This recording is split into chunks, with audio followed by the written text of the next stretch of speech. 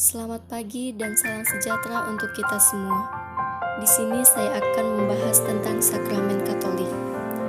Sakramen Katolik dengan kata sifat sakramental sebagai dipahami oleh Gereja Katolik adalah tanda yang terlihat yang dapat ditangkap oleh panca indera yang dilambangkan oleh Yesus dan dipercayakan kepada gereja sebagai sarana yang dengan rahmat-Nya dari Allah dinyatakan melalui tanda yang diterimakan, yang membantu penerimanya untuk berkembang dalam kekudusan dan berkontribusi kepada pertumbuhan gereja dalam amal kasih dan kesaksian. Gereja Katolik mengajarkan bahwa dampak dari suatu sakramen itu ada, tanpa memperhitungkan kekudusan pribadi pelayanan yang melayankannya, tetapi kurang layak di kondisi penerima untuk menerima rahmat yang dianugerahkan tersebut, dapat menghalangi efektivitas sakramen itu baginya. Sakramen memerlukan adanya iman, meskipun kata-kata dan elemen-elemen ritualnya berdampak menyuburkan, menguatkan, dan memberi ekspresi bagi iman. Gereja Katolik mengajarkan ada 7 sakramen dan diurutkan dalam Katekismus Gereja Katolik. Yang pertama, sakramen baptisan. Sakramen baptisan dikenal sebagai sakramen inisiasi Kristen yang melambangkan pembersihan dosa. Baptisan juga melambangkan kematian bersama Yesus. Dengan masuk ke dalam air, orang yang dibaptiskan itu dilambangkan telah mati. Ketika ia keluar lagi dari air, hal itu digambarkan sebagai kebangkitannya kembali. Dengan demikian, kita telah dikuburkan bersama-sama dengan Dia oleh baptisan dalam kematian, supaya sama seperti Kristus telah dibangkitkan dari antara orang mati oleh kemuliaan Bapa, demikian juga kita akan hidup dalam hidup yang baru. Yang kedua, ada sakramen perkawinan.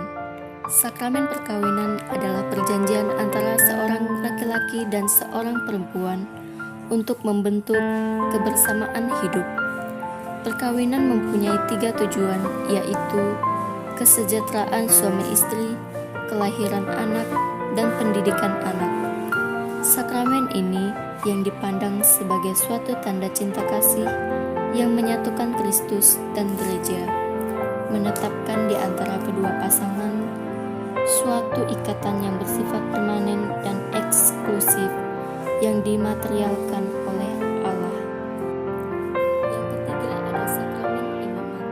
Sakramen imamat adalah sakramen yang dengannya seseorang dijadikan uskup, imam, atau diakon, sehingga penerima sakramen ini dibaktikan sebagai citra Kristus. Hanya uskup atau juga termasuk juga patriark dan paus yang berhak dan boleh melayankan sakramen. Sakramen Krisma adalah sakramen upacara suci yang menandakan atau membuktikan bahwa Allah masih mencintai dan memelihara umatnya dengan cara mendidik dan membinanya sampai jadi dewasa dan siap diutus jadi imam, nabi, raja. Sakramen Krisma adalah sakramen kedewasaan. Yang kelima, sakramen Ekaristi. Sakramen Ekaristi dilambangkan oleh Yesus Kristus saat perjamuan malam terakhir. Yesus memberikan murid-muridnya roti dan anggur saat makan Paskah, lalu memerintahkan para pengikutnya, "Perbuatlah ini menjadi peringatan akan aku," sambil merujuk roti sebagai tubuhku dan anggur sebagai darahku. Ekaristi juga digunakan untuk perayaan misa liturgi Ekaristi. Yang keenam, sakramen pengurapan orang sakit adalah sakramen penyembuhan yang kedua. Dalam sakramen ini, seorang imam mengurapi si sakit dengan minyak yang khusus diberkati untuk upacara ini.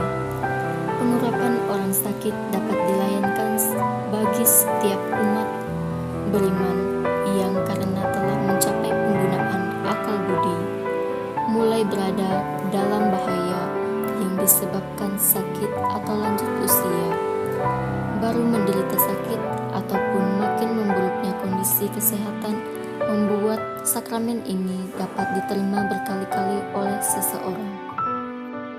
Yang ketujuh, sakramen tobat, di mana penerimaannya memperoleh belas kasih Allah berupa pengampunan atas dosa-dosa yang diakui dan disesali. Melalui sakramen ini, mereka juga sekaligus didamaikan dengan gereja yang telah mereka lukai karena dosa-dosa mereka.